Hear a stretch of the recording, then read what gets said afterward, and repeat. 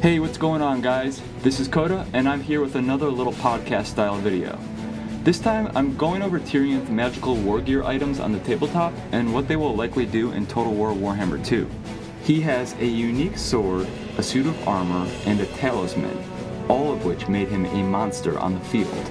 Tyrion is the people's champion of Ulthuan, one of two twin brothers and one of two legendary lords that the High Elves will get on release for Total War 2.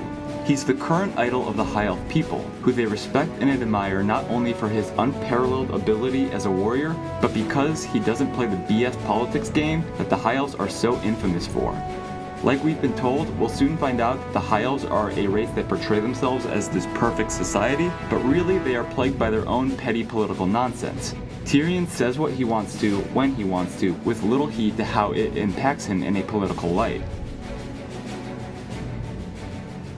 Let's look at his incredible weapons and stats as a warrior on the tabletop and exactly what they could mean for him in Total War Warhammer 2. Because of his status as the most inspiring elf in Ulthuan, Tyrion had the Defender of Ulthuan special rule on the tabletop.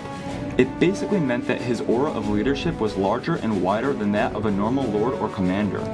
In Total War, we could very well see that this translates to his Encourage aura extending to a further area of effect than normal. Tyrion was indeed respected as a mighty general all the time, but never more than when he raised his signature magical flaming sword into the air for battle. It's his unique piece of wargear that will no doubt be an option for him in Total War Warhammer 2. The sword's name is Sunfang, and here's the description. This ancient sword, forged to slay demons in the earliest days of Anarian's rule, burns with the captured fire of the sun. On the tabletop, Sunfang was a magic weapon that also did flaming attacks. Two rules that we will very likely see for Tyrion when he wields it in Total War, those being magical attacks and flaming attacks. Actually, it's a little bit like Archaon the Everchosen. In fact, their swords do look pretty similar.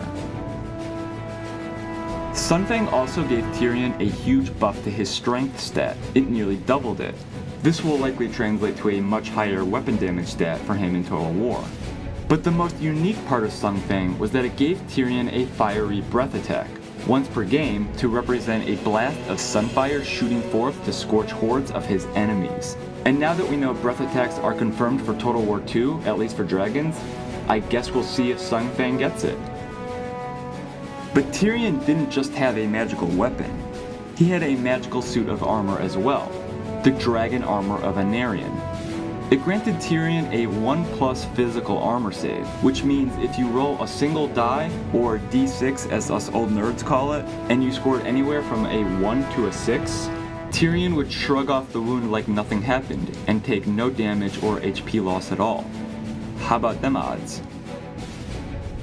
Of course, different weapons in tabletop modified and lowered saves, so he could still fail this, but for Total War, expect Tyrion to have extremely good armor stats, like we're talking 120+ good. But it isn't just regular armor that the dragon armor affects. Being magic armor, it also granted him a 4+ ward save. Basically, a magical aura that defended him against all manners of attacks, from magical to physical and anything else you could think of. This could translate to both a huge physical resistance and a huge magical resistance in Total War 2. It also made him nearly immune to fire damage, a lot like the Dragon Princes of Kaldor were said to have in the CA livestream. His last piece of wargear on the tabletop was neither a weapon or armor.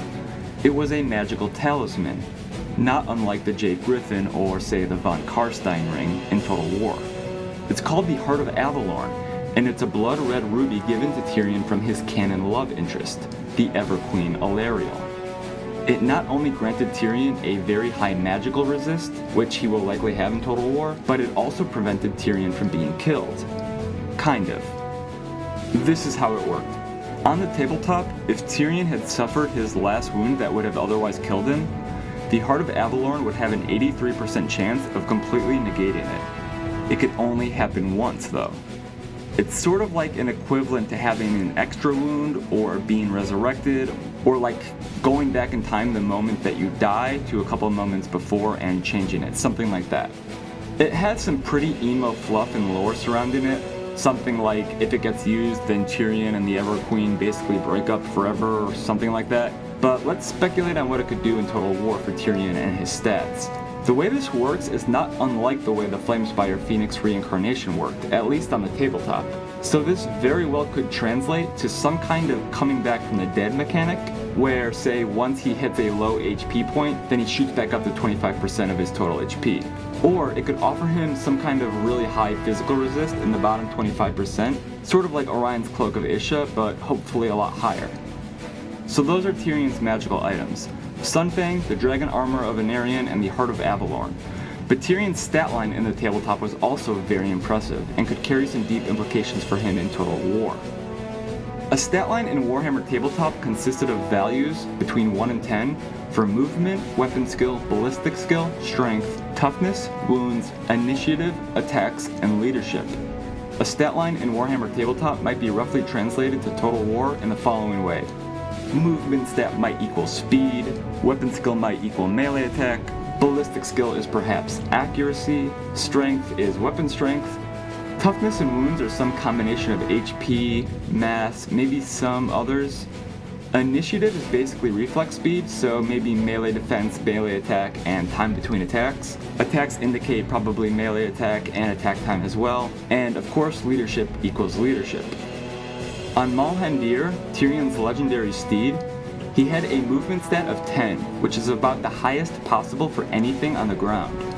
This makes perfect sense for Total War, as the developer described him as the fastest unit in the game.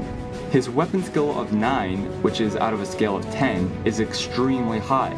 The average warriors in the game have a weapon skill of around 3 or 4, while common lords have a weapon skill of around 6 to 7. This means Tyrion should have a melee attack stat that rivals characters like Archaon, except he's also a duelist. But his initiative stat is really where he separates himself from the pack. Tyrion's initiative stat is 10, the highest in the game and the highest total possible. This means his reflexes in battle are unmatched. This plays a part in him having the duelist special rule for sure in Total War, and will likely contribute to both his high melee attack and high melee defense. It'll also likely cause his time between attacks to be very, very fast. A lot of his other stats are pretty normal: attack, wounds, strength, toughness. Those are all about normal for a lord and an elf. And of course he had a leadership stat of 10, the highest possible and usually a number only reserved for lords and commanders of armies.